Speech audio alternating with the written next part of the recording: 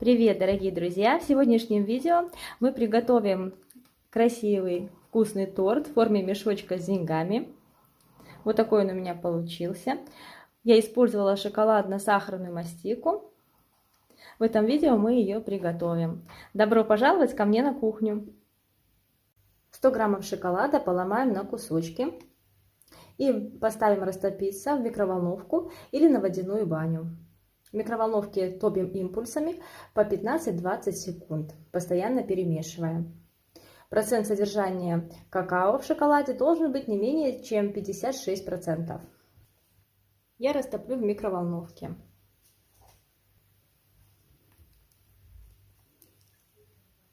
Перемешиваем так каждый раз по 15 секунд.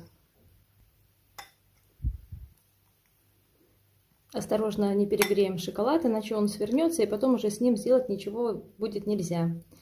Когда миска будет еще горячая и останутся небольшие не растаявшие кусочки шоколада, можно уже не ставить в микроволновку, а просто перемешивать. И он от тепла миски и от тепла самого шоколада полностью растворится. Если этого не произойдет, можно еще на секунд 5-10 поместить в микроволновку.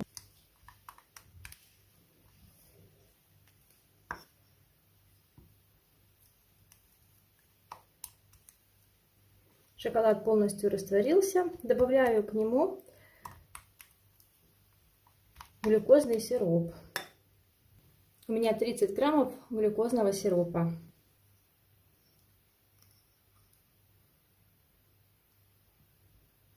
Глюкозный сироп можно заменить жидким медом. Если мед у вас засахарившийся, то его можно слегка разогреть в микроволновке и добавить. И начинаем перемешивать.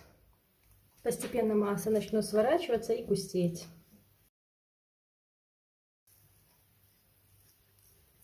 Вот так вот должно получиться. И теперь заверну в пищевую пленку и оставлю при комнатной температуре, чтобы масса полностью стабилизировалась.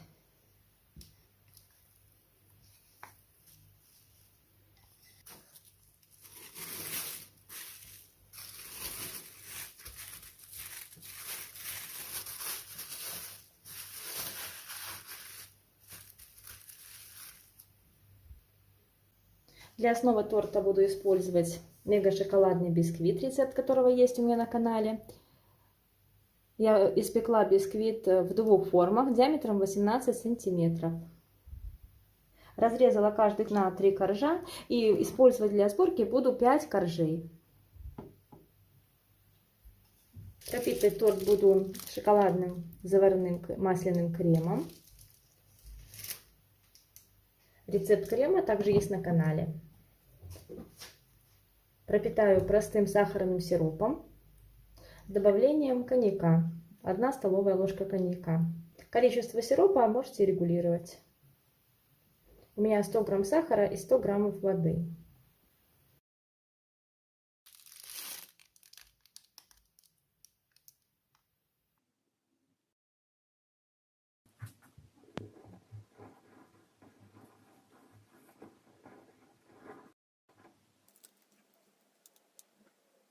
Делаю небольшой бортик из крема и помещаю в центр вишню. У меня здесь 300 граммов вишни, 70 грамм сахара и 15 граммов кукурузного крахмала. Все это довела до кипения и проварила 30 секунд. И также добавила ложку алкоголя, так как тортик будет для мужчины, чтобы он был более брутальным и более вкусным, с ярким насыщенным вкусом. Коржи очень нежные, влажные сами по себе. Если не любите слишком влажные торты, то можете не пропитывать. Я решила пропитать немножечко, но не сильно.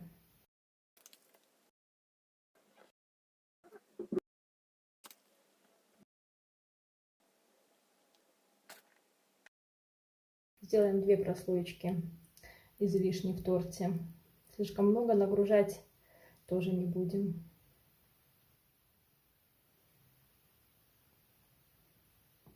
Тем более верхний корж мы будем немножко закруглять, чтобы вишни потом не торчали снаружи тортика и не надо было их изолировать.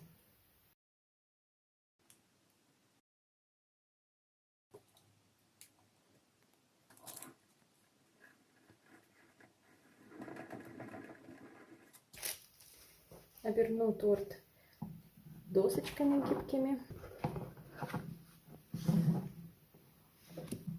и одеваю кольцо для торта.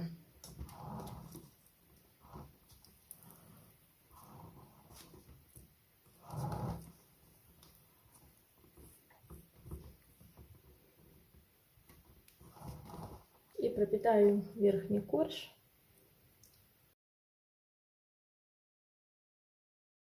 Можно чуть обильнее, так как здесь будет верх торта покрываться шоколадным ганашем, и корж верхний не пропитается. Сверху затяну пищевой пленкой, под пресс ставить не обязательно, так как торт будет покрываться мастикой, и даже если он там внутри где-то чуть-чуть треснет, то это не будет видно. Тем более он будет покрыт шоколадным ганашем.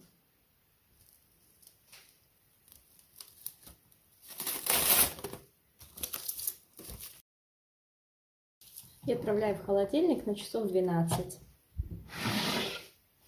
Все-таки решила покрыть торт тоненьким слоем крема и сверху, чтобы верхний корж был более сочным. Извлекаю из кольца.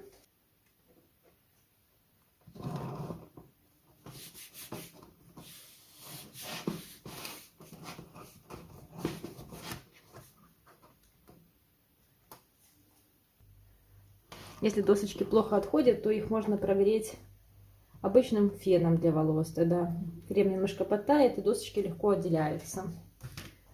А то в противном случае они прям отделяются с тортом. Вон, видите как?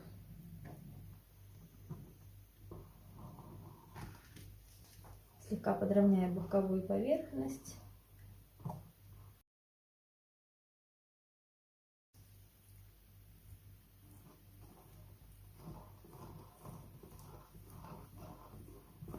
И теперь я слегка срежу ножом, чтобы закруглить края и чтобы мешочек был более реалистичным в будущем.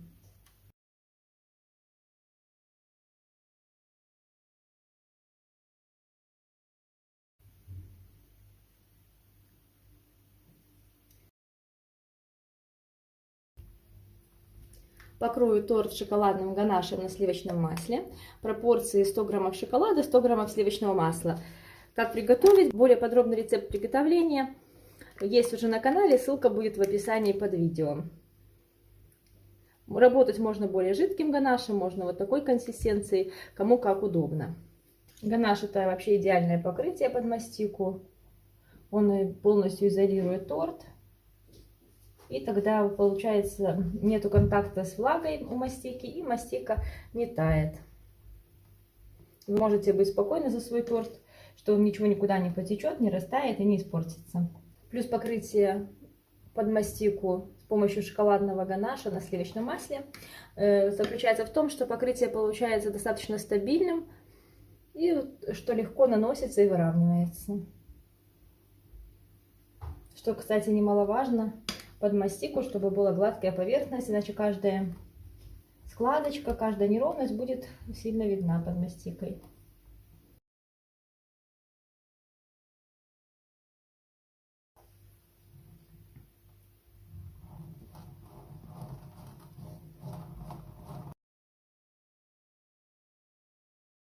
Сглаживаем немного вверх. Если остались какие-то неровности, можно их подровнять будет после охлаждения.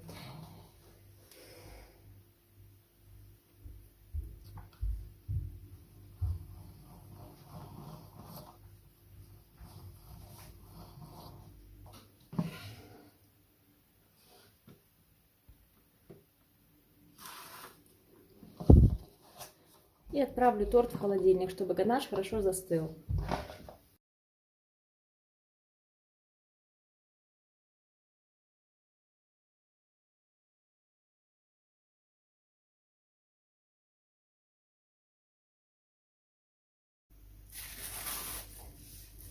Вот такая шоколадная масса стала. Она очень достаточно твердая. Теперь для того, чтобы с ней работать, надо чуть-чуть ее разогреть в микроволновке.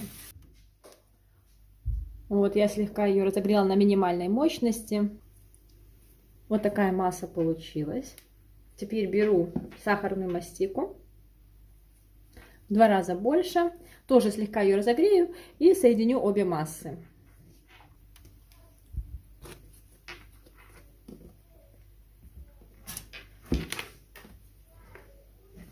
Мешать не так-то просто эту массу между собой, но возможно.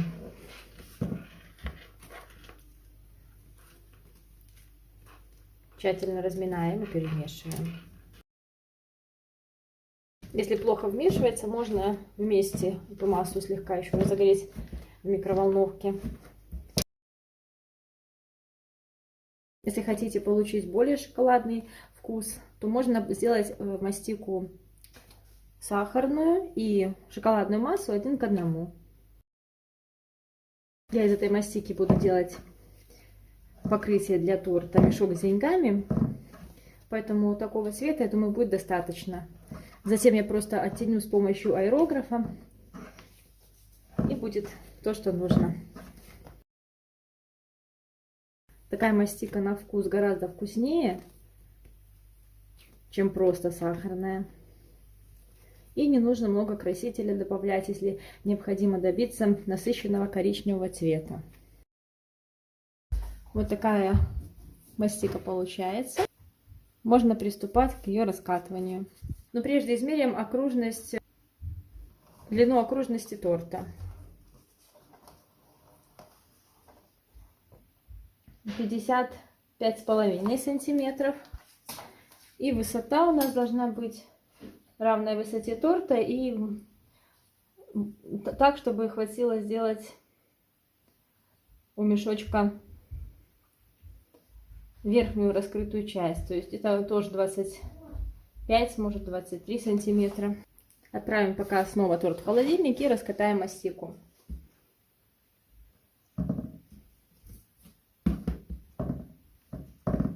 Мастика прекрасно раскатывается, если ее хорошо вымешать и разогреть. В процессе раскатывания будем сверяться с размерами. Периодически поднимаю, проверяю, или она не прилипла. Хорошо. 20 на 45. Еще немного раскатываем. Теперь придаю текстуру с помощью перфорированного коврика. Прикладываю и прокатываю.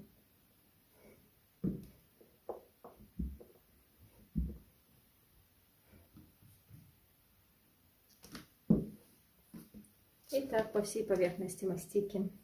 Достаем торт, мастику наматываем на скалку.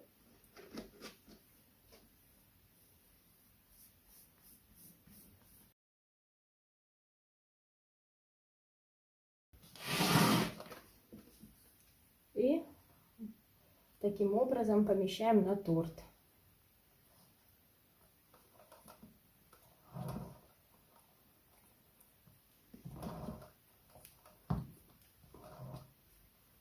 Классная мастика, у нее приятный аромат шоколадный, и она без какого-либо красителя.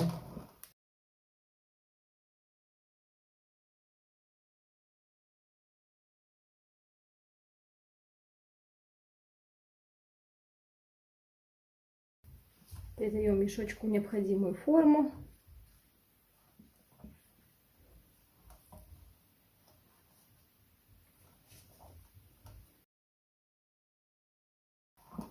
Здесь мы сделаем такой шов, имитация будет, поэтому можно склеить ее в этом месте. И продолжаем формировать мешочек. Так, по низу тортика я так вот подгибаю, чтобы это было похоже на мешочек, который стоит на какой-то поверхности. Мастика достаточно быстро затвердевает, так как в ней шоколад находится, И она сама вот сахарная, в принципе, такая достаточно на холоде быстро схватывается. Поэтому надо стараться делать быстрее, а то торт холодный и быстро схватывается из-за этого. Ну, тут какой-то там системы, я думаю, соблюдать не нужно. Это все-таки ткань, поэтому чем более естественно будет выглядеть, тем лучше.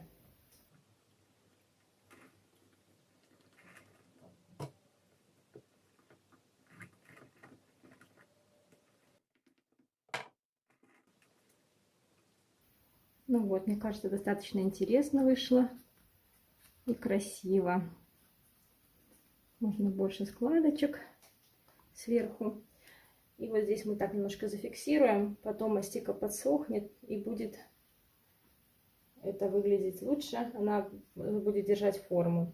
Потом мы здесь разместим монетки, и будет очень красиво и гармонично.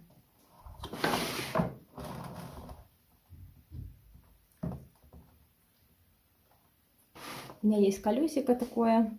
Делаем здесь имитацию шва в этом месте.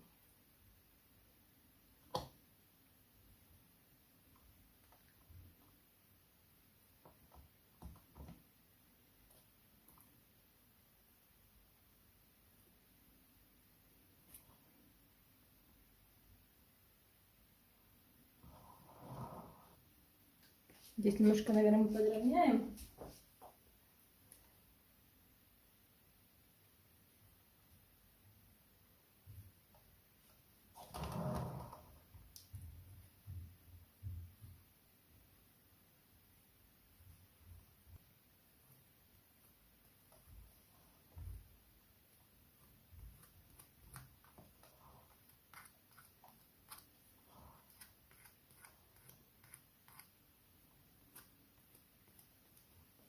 Мне кажется, достаточно интересно получается. Сейчас сделаем веревочку. Скатаем остатки мастики в тонкий жгутик.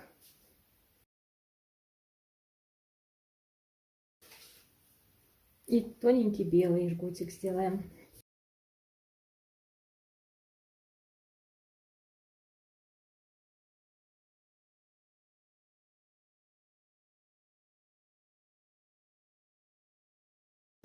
Вот такой жгутик получился, как веревочка плетеная.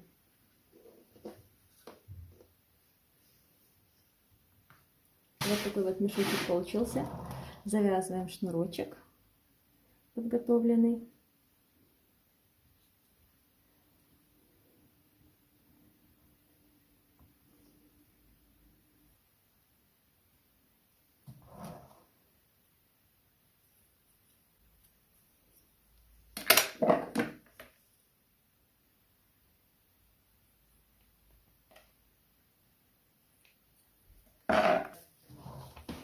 Вот так получилось.